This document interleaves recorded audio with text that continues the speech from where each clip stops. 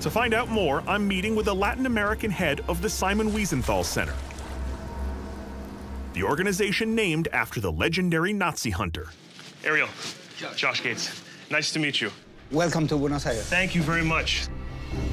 Let's talk about Simon Vizental, the man. Simon Vizental is a Holocaust survivor.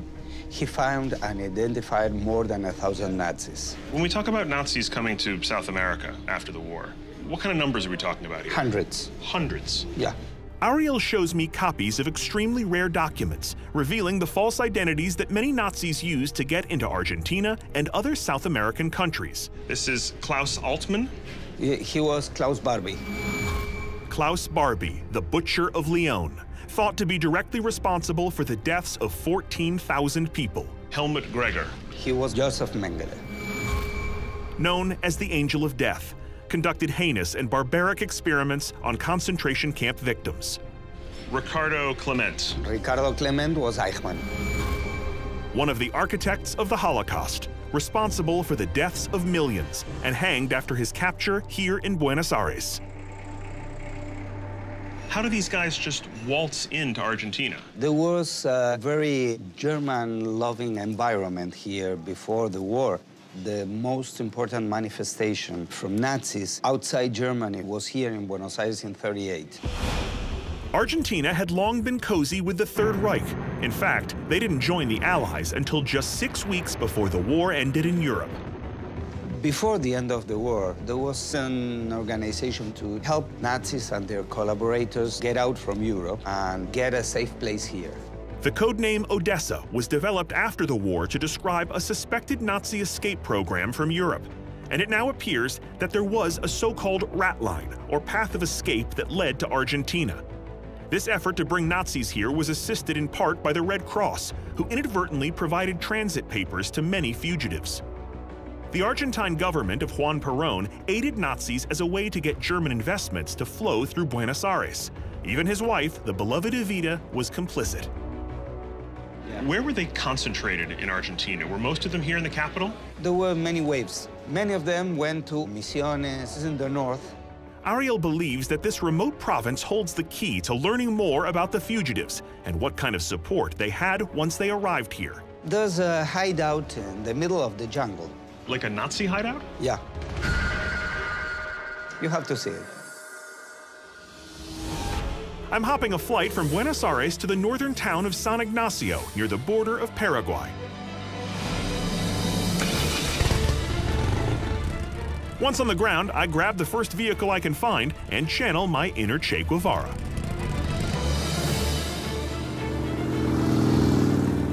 Somewhere off to my left is the Paraná River, and on the other side, the country of Paraguay. The river's strategic location has long attracted explorers and missionaries and, in more recent history, drug runners. But some believe it may have also attracted another nefarious group, high-ranking members of the Third Reich. I ride out of town toward an archaeological site that could reveal new information about the Nazis who arrived here after the war.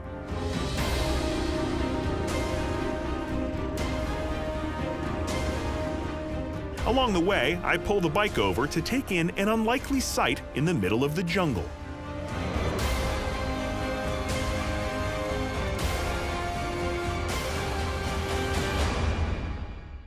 These are the ruins of San Ignacio Mini, although as you can see, there's nothing mini about them.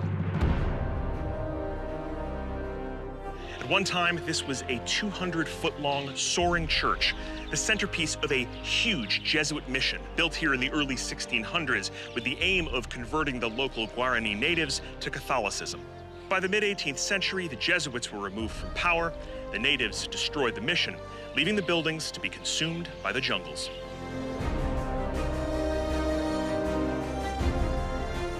Other buildings found in the nearby wilderness were thought to be connected to the Jesuit ruins. But one group of structures has generated controversy about its origins and purpose. To hear how the Nazis might be involved, I meet Daniel Schavelson, director of the University of Buenos Aires Center for Urban Archaeology. How are you? I'm good. Nice to meet you, Daniel. It's my pleasure. So I saw some incredible ruins on the way in here. You found something different out here. Well, we have 3 main buildings. Not part of the Jesuit ruins. It's 20th century. And what are these 20th century buildings doing way out in the middle of the jungle? That's where we are trying to understand. Can you show me the site? Yes, it's not an easy way. Please take a machete. You will need one. Okay. Armed with the Argentine weed whacker, we go onward into the jungle.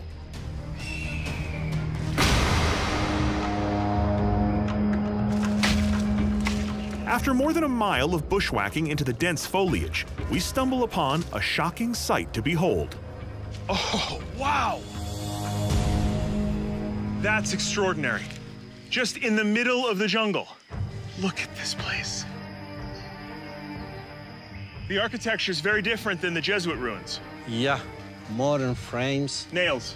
Nails, round nails. It's 20th century architecture. But there's no records of this. No records at all, no pictures. Nothing. Nothing, it doesn't exist.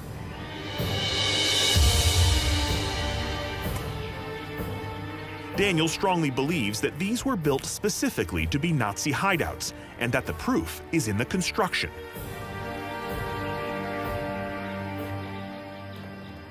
It's unbelievable.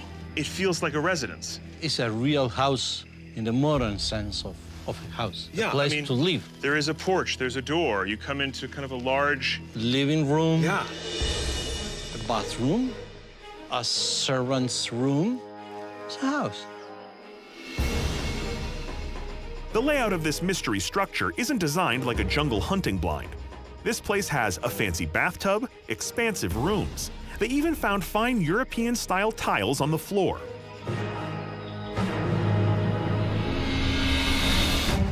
Deeper into the jungle, they discovered something else, more structures. They're a fair distance from the house, so this won't be just a walk in the woods. Well, okay, it will, but we have machetes. Whatever somebody was doing or building out here, it must have been something they wanted to keep very secret.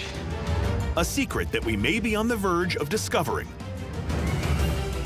Is it? Yes. Wow. It's a big structure. It's like a lost temple. I just cannot believe that this is all out here. Here you have our camp and our team working. Daniel's team has been digging out here to try to definitively answer the question of who used these buildings. Hola. Hola. What is this? This is a scanner. We're trying to understand the building because we don't really understand it. To examine all the ruins more thoroughly, Daniel's colleague Anna is using a Leica BLK 360, a cutting-edge device that uses lasers and photography to create an ultra-high-resolution 3D model of the site. The model exposes details that the naked eye is incapable of seeing. Do I just hit the button? Hit the button. She's alive. Okay, let's go. Scan away. While the device maps the ruins, I take my own look around.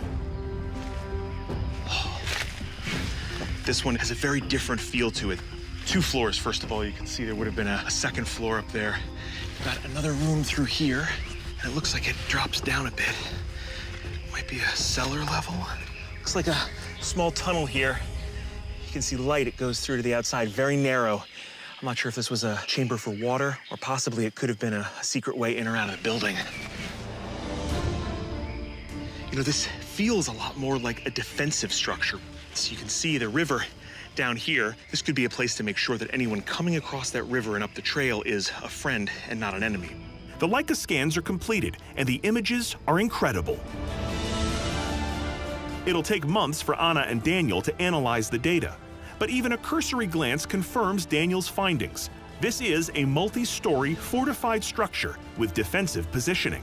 He believes he's uncovered enough to know for certain that fugitive Nazis were housed and protected in these buildings, and he believes that whoever lived here had help